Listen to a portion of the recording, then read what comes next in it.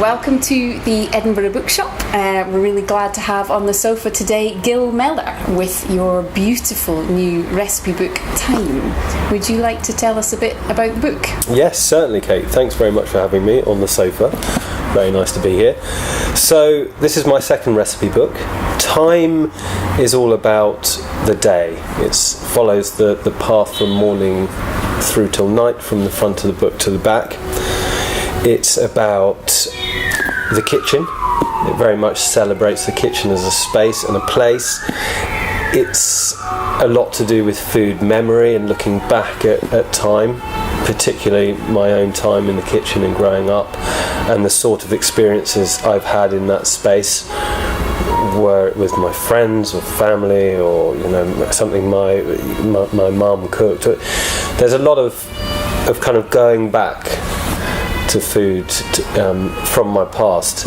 I suppose in many ways that kind of makes sense, because we don't really know what the future holds, and the present doesn't last for very long. So everything we know and everything that shapes us as people is from our past. And for me as a chef, my food experiences have really helped to define who I am. So it's a very personal book in that sense that I talk about some of my own experiences in food, but at the same time I like to think it's a fairly approachable and conventional cookery book that people can pick up and really use every day. The recipes are really easy and homely, and they're the sort of things that I really love to eat and make. Great. So, I have now some questions for you from the Cat in the Hat's hat. Oh, nice. Would you like to pick one? For sure, thank you. I'll rummage around in there. Okay. So, shall I read this out? Yeah. What has been the best thing about meeting readers of your books? Any standout moments? Well, that's a quite good question. I do meet quite a lot of people who have read my work, because I work at River Cottage every so often. So the books that I've been involved with making for River Cottage are quite well read, so I'll meet a lot of people through that. But it's only in the last few years, as I say, that I've been doing my own stuff. So occasionally I get to meet people who really just know about me as an independent food writer, and it is wonderful to meet people who have your book or have read your book or have cooked something from your book and take the time to tell you that they enjoyed it, or they reflect on something that I'd mentioned in the book, or they say that they cooked this dish for their family and it went down really well. Positive feedback, everyone likes that, no matter what they're doing. So I really value it.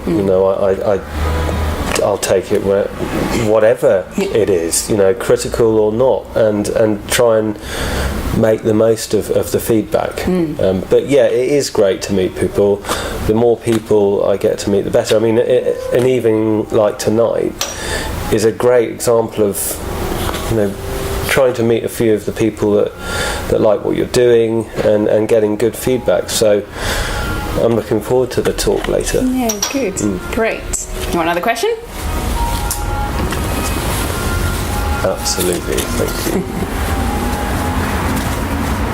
Did I learn anything new from writing this book? Yes. I mean, to be honest with you, anyone who spends time writing about anything learns something. Even if it's a subject that you know really well, going through the process helps to ingrain that particular approach or technique or view on yourself. So I think just the process of writing something down, as we all know, that's how we learn. We study.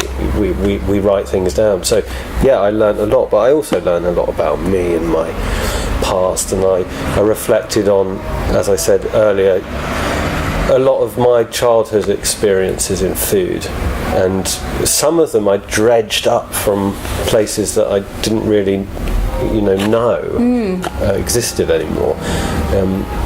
Things I'd eaten and written about in the book reminded me of whole episodes that I hadn't thought of for a long time.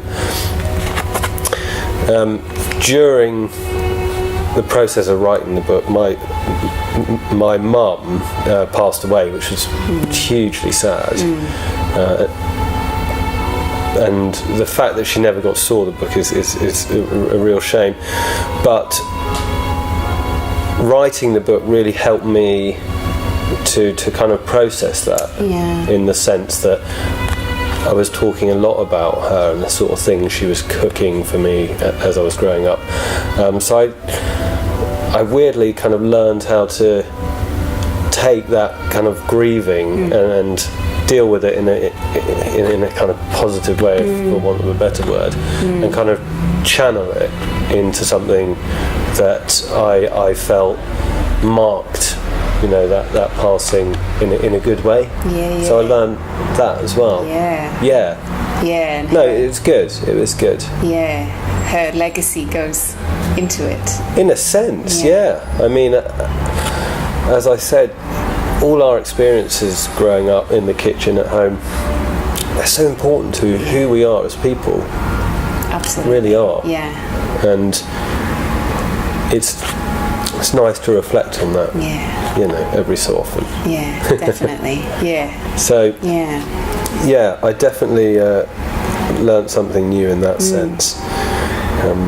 And I also, I feel that I learnt what not to do, if you know what I mean. The more you do something, the more you learn what's right and for you, and what's not. So you learn a lot about what you don't necessarily don't do that need again. to do. So that was good. Wow. Really a lot. Yeah, definitely. It was a great project to work on. It was a long time in the making, like 16 months we spent across the project, from kind of conception to publication. I love taking time over things like this, creative projects. It's great not to rush them. Fantastic that my publisher is so generous and allows me the time to do that. But I think you can tell the difference between a book that's been rushed or put together very quickly, photographed, in a block of days. Sometimes I think you can tell, but I'm particularly keen that if we're doing food photography and it's a seasonal cookbook, that you do that genuinely, so to shoot a food book over a year is the most sensible thing, in my opinion. Especially when that is your real focus for the book. Well, I mean, of course, a lot of books aren't nothing to do with seasonal cookery, but I'm a big advocate of it, and I think it makes for a better way of cooking, really. So it always feels right to honour that in the book and how it's made. That's really good that you got to. Yeah, definitely. You want one more question from the hat? Thank you.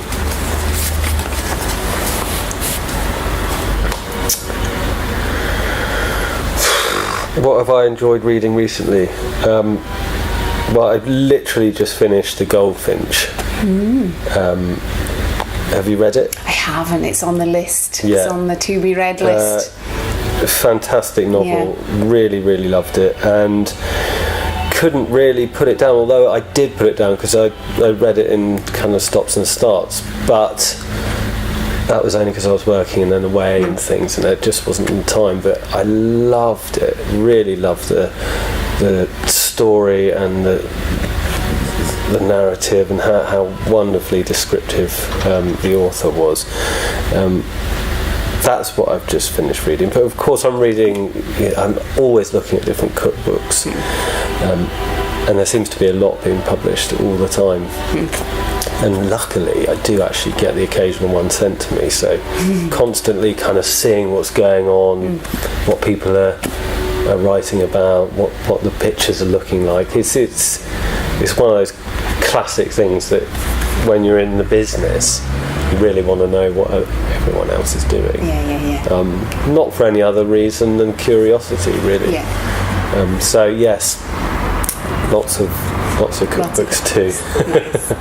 And you have lots in here, so it's very nice to have a browse of the shelves. I'll let you loose in that section in a minute. So it's always a cruel question when you're right in the middle of thinking about this one, but what is next for you? So funnily enough, a few days ago we had a kind of brainstorming session for the next book. Me and Andrew, who is the photographer for my books, we spent a day knocking a few ideas about. We do have a plan. We've got another book due, so we were just kind of finalising some thoughts on it. It's very much about the land and growing and reconnecting ourselves with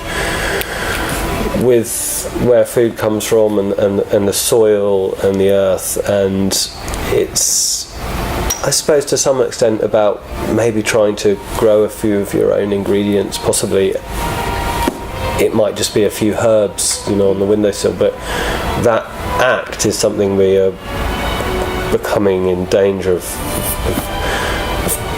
being disconnected from. So it might have that kind of theme running through it. Again, lots of beautiful photography, lots of accessible recipes, probably a lot of vegetarian food, given the nature of the book and what it's about, the earth and plants and growing and things. So it's exciting, and again, will take probably a year to photograph it and write it. So spring 2020, you have to look out for it. Good. Sounds really good, yes. And meanwhile, of course, we have time out now. A perfect Christmas present, dare we suggest. I think it would be. I think it would make it a good one. Grab a copy. Quadrille is the publisher. And could be just the thing. Absolutely. Thank you so much for coming to see us today. Thank you very much. No worries. Thank you. Pleasure. Thank you.